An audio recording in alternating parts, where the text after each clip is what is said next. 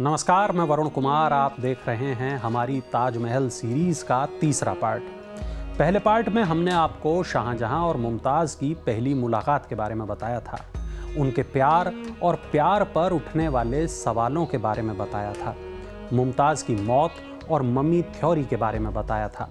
इसके बाद दूसरे एपिसोड में हमने आपको काले ताजमहल के बारे में बताया था, ताजमहल के बनने की कहानी सुनाई थी। और अब इस तीसरे एपिसोड में हम आपको बताने वाले हैं तेजो महल से जुड़ी तमाम बातें, वो बातें जो इस तरफ इशारा करती हैं कि ताजमहल कभी एक मंदिर था। लेकिन इन बातों में कितना दम है? क्या वाकई ताजमहल कभी एक मंदिर था या फिर राजा मान सिंह का महल था? जानने के लिए इस एपिसोड को आखिर तक देखिएगा जरूर। सबसे पहले जिक्र करते हैं कुछ खास किताबों का, और इनमें भी विद्याधर ओक की किताब ताजमहल एन अनबिलीवेबल डिस्कवरी की बात किए बिना ये बात पूरी हो ही नहीं सकती। इस किताब में तथ्यों के आधार पर यह बताया गया है कि ताजमहल को एक मकबरे के तौर पर नहीं बनाया गया था, बल्कि ये मान सिंह का महल था जिसमें एक भव्य मंदिर भी था। एक बात यह भी कि मुमताज महल को पहले बुरहानपुर में और फिर आगरा में यमुना के किनारे दफनाया गया था। ऐसा कहते हैं कि मुमताज की मौत के बाद उनकी देखभाल करने वाली सती-उन-निसा ने लाश को रुई की 5 तहों में लपेट दिया था। ताप्ती नदी के किनारे जैनाबाग में मुमताज को दफन कर दिया गया था। 17 जून 1631 को मुमताज की मौत हुई थी। इसके बाद उन्हें 1632 में आगरा में यमुना नदी के किनारे दफनाया गया और बाद में जब ताजमहल बन गया तब उन्हें ताजमहल में दफनाया गया।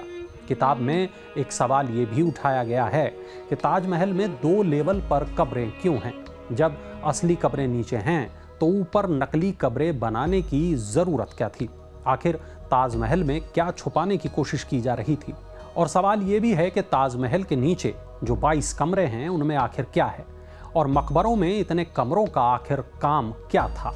हालांकि ये भी एक तथ्य है कि मानसिंह से उसकी हवेली, उसका महल ले लिया गया था, और इसकी तस्दीक उन कागजों से होती है जो आज भी जयपुर राज परिवार के पास हैं। लेकिन क्या वहाँ केवल हवेली या महल ही थे, या फिर वो मंदिर भी था जिसे आज से करीब 800-900 साल पहले तेजो महल कहा जाता था? अपनी किताब ताजमहल द ट्रू स्टोरी में पी.एन. ओक ने सबसे पहले तेजो महल शब्द का इस्तेमाल किया था। यह दशक था 1960 से 1970 के बीच का। पुरुषोत्तम नागेश ओक यानी पी.एन. ओक पुणे में प्रोफेसर रहे थे। सेकेंड वर्ल्ड वार में वो सेना में भी रहे। उन्होंने कई किताबें लिखी, 9 किताबें अंग्रेजी में, 13 किताबें मराठी में और 8 किताबें हिंदी में लिखी गईं। उनकी बेटी के मुताबिक उन्होंने 4 साल तक सुभाष चंद्र बोस के साथ भी काम किया था। अपनी किताब में उन्होंने दावा किया है कि ताजमहल के निचले हिस्से में मूर्तियां मिली थी। पी.एन. ओक के साथ रिसर्च करने का दावा कर रहे अशोक अठावले ने भी इसकी तस्दीक की थी। इन 22 कमरों को आखिरी बार 1934 में खोला गया था। ऐसा बताया जाता है कि राजा मानसिंह की हवेली के बदले में शाहजहां ने राजा जयसिंह को 4 हवेलियां दी थीं। यह फरमान 16 दिसंबर 1633 को जारी किया गया था। इसमें राजा भगवान दास की हवेली, राजा माधो सिंह की हवेली, रूपसी बैरागी की हवेली और चांद सिंह पुत्र सूरज सिंह की हवेलियां देने का उल्लेख है।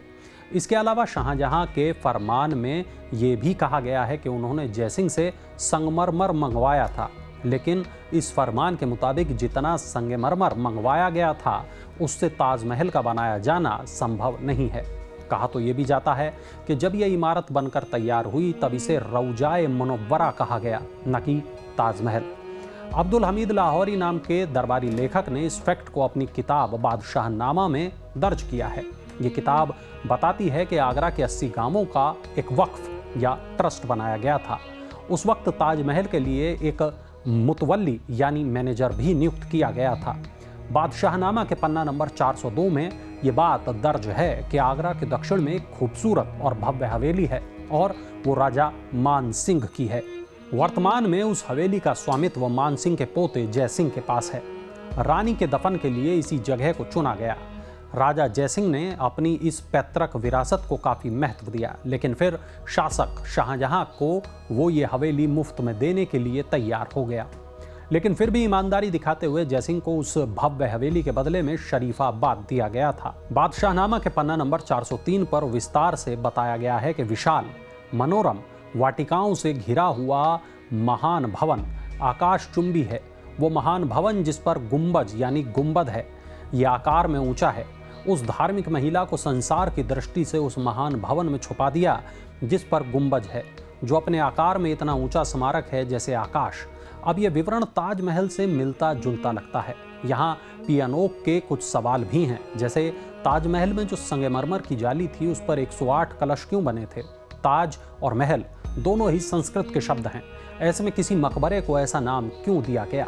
सवाल ये भी है कि मकबरे में जूते चप्पल उतारने की मान्यता नहीं, लेकिन संगमरमर की सीढ़ियों पर ऐसा क्यों है। लेकिन ऐसा नहीं कि हर किताब केवल ताजमहल पर सवाल ही उठाती हो। तमाम किताबों में ताजमहल के बनाए जाने से जुड़ी बातें भी कही गई हैं। और सच कहूँ तो ये एक बेहद विवादित टॉपिक है जिस पर कई धारणाएं हैं, कई मान्यताएं हैं। वैसे आप क्या मानते हैं? कमेंट सेक्शन में ज़रूर बताइएगा।